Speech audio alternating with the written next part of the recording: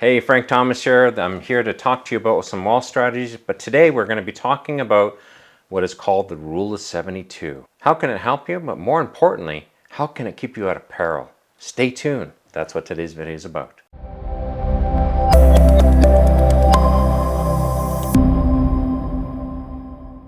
So, what is this thing called the Rule of 72?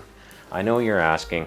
Basically, in a nutshell, it's a really quick, short form way to figure out if I had $1, how long is compound interest going to take to make it $2 or double its value?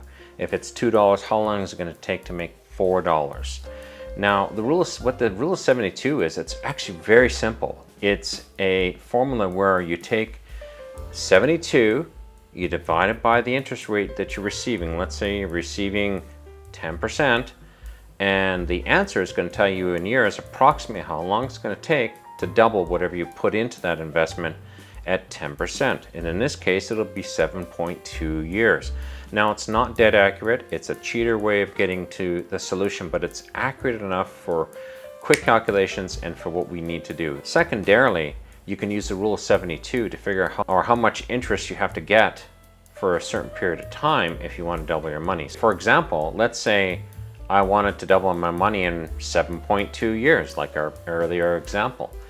If I divide that into 72, that works out to 10, which means I need to get a 10% return to double my money in 7.2 years. So that equation works both ways. It's very interchangeable in that. You don't use it as much in the secondary setting, but it's important to remember. Now, this is why this is so important. Right now, I'm just going to give you a quick story. I'm restructuring a lot of my investments, my passive investments. I am looking at how much am I actually making in my passive investment? What does my return look like? How much is it making? How quickly is it, what are the dividends paying me? What is the percentages?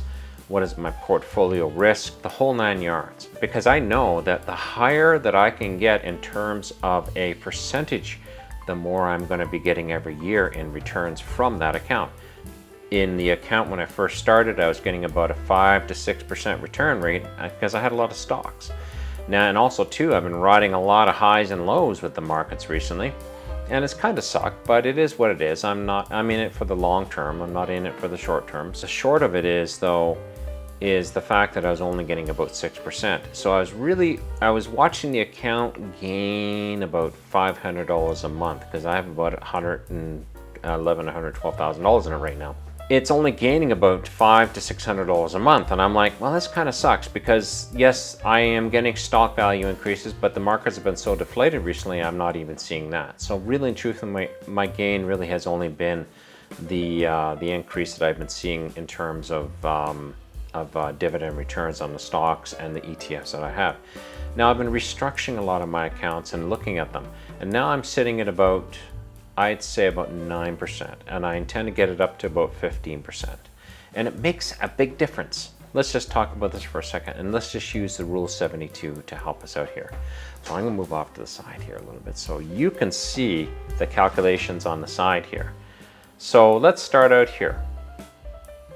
Let's say I had $1,000. Okay, I'm starting with $1,000 and I've got a savings account, just a plain old Jane bank savings account. And let's say the savings account's giving me 2% interest, which is not bad for a savings account. I was actually looking at the rates, and some savings accounts are only still paying 0.5% of interest, which is terrible. But at 2%, let's just see what the Rule of 72 says. The length of time it's going to take in years to take my $1,000 and turn it into $2,000 at 2%, 72 divided by 2 is 36 years. So in 36 years, it's going to have a chance to double one time. Now, if I'm 30 years old and I'm looking at building a strong retirement fund, that's not that great. You know, like literally, I'm going to put away $1,000 for 36 years and it's going to be worth $2,000. I think inflation might erode that even faster. So it's not going to be worth $1,000 in a year. So we have to think about that. But let's say we start to invest into good quality stocks. We buy some banking stocks, we buy some blue chip stocks, and let's say those stocks are giving us a 6% return year after year, just for an easy figure. So if we take the rule of 72 and divide it by 6, we get 12 years. So literally, our money has, in that same 36-year period, it has the chance to double 3 times. That's a little bit better. It goes from 1,000 to 2,000, 2,000 to 4,000, 4,000 to 8,000. A lot better than 2,000. I don't know about you, but I think so. But let's say I put it into a nice ETF mixture. Okay, ETF is exchange traded funds. They are just a new vehicle. Actually, it's not really new. ETFs have been around for a while, but they've become a lot more popular because one of the nice things about them, especially for the baby boomer population at whom are going into retirement, is it offers a monthly dividend return. And a lot of people who are doing the FIRE route, the financial independence, retire early route, it also provides them a monthly dividend return, which is brilliant. So let's just say we find that we build an ETF portfolio and it's averaging out about 12% a year.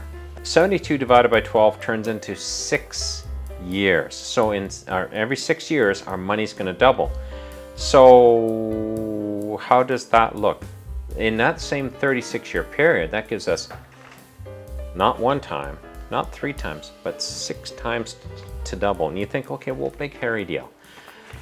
Let's see what our $1,000 does. In the first doubling, it goes from 1,000 to 2,000. In the second, it goes from 2,000 to 4,000. In the third, 4,000 to 8,000. In the fourth, 8,000 to 16,000. In the fifth, 16,000 to 32,000. And in the sixth and final doubling, 32,000 to $64,000. So if you decided to ignore the rule of 72 and say, I'm just going to put all my money into a savings account, I'm getting 2%, it's safe, you're going to have $2,000 on that 1,000 after 36 years. But let's say you built a good ETF portfolio and you were concerned about using the rule of 72 to your advantage. Your $1,000 will be worth $64,000. And it literally is like that. It is literally like that, guys. It is that crazy. Einstein calls compound interest, I think he said it was like the 8th one of the world, because it's incredible, because your money doesn't just multiply, it actually doubles every time with compound interest, which is awesome. In the beginning of the video, I was talking about how can the rule of 72 keep you out of peril?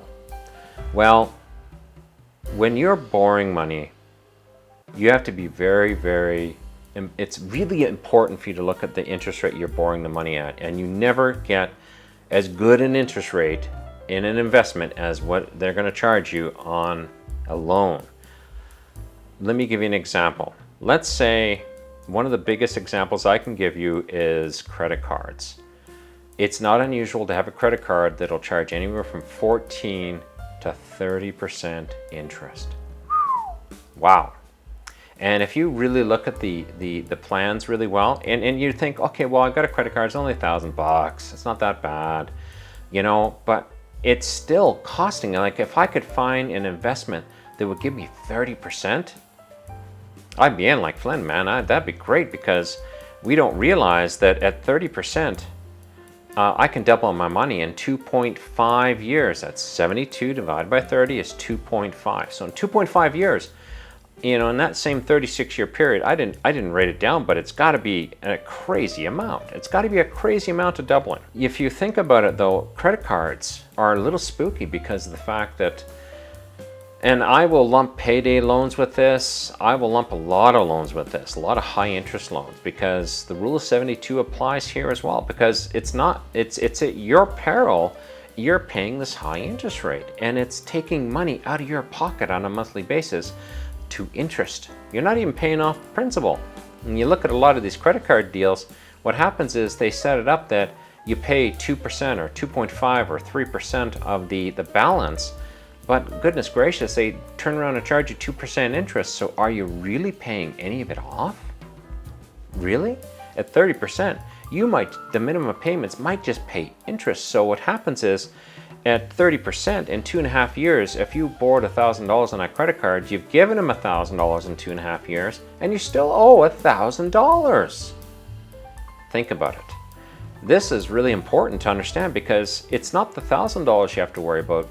I had somebody sit down in front of me who had borrowed $100,000 in credit card debt. $100,000, ranging anywhere from about 10% to 30%. And they looked at the monthly payments and they were making thousands, like $2,000, $3,000 payments every month towards this debt. And they were paying the minimum payment and they were not paying it off. They had to make some radical changes, and I can honestly say to you, they did. They made some really radical changes to pay that debt off, and it totally changed their financial situation. Because they were making a lot of money, that wasn't the problem. It was these high debts and these high credit card debts that were just nailing them to the wall. And let me just throw a little bonus in here for you. I'm right now working on an account, a plan with using ETFs and foreign as well as domestic ETFs. And I'm looking to build it so it has a ratio of about a 15% return. So using the rule of 72, what does that look like? If I divide 72 by 15, it works out that I have a 5-year doubling period. So every 5 years, it's about 5 years, it's pretty close to that. I am doubling my money. So at 15%, I can turn $1,000 into $2,000 in 5 years. In that same 36-year period, I have 7 doublings. Now, it's not, remember when we had 6, it worked up to 64,000? It's now going to be 128,000. So does it matter? Yes. Get to know the rule of 72. It'll keep you out of trouble. It'll give you it'll keep you honest. It'll keep you out of trouble. It'll allow you to quickly ascertain how quickly an investment's going to allow you to double it if you put it into as a financial investment. I use it all the time when I'm looking at things, and it's just one of those things you remember it. It's so easy. You throw it in your toolbox and you use it all the time. So Frank Thomas, I hope this helps you. Hey, I've got another video here, and it's talking about how do you make more money. So be sure to check out that video. It's very insightful, and I talk about some really down-to-earth ways you can increase your income exponentially, and because that'll really help you out at the end of the day. Thank you so much. If you found good use in this video, be sure to like it and subscribe. We'll talk to you soon. Bye-bye.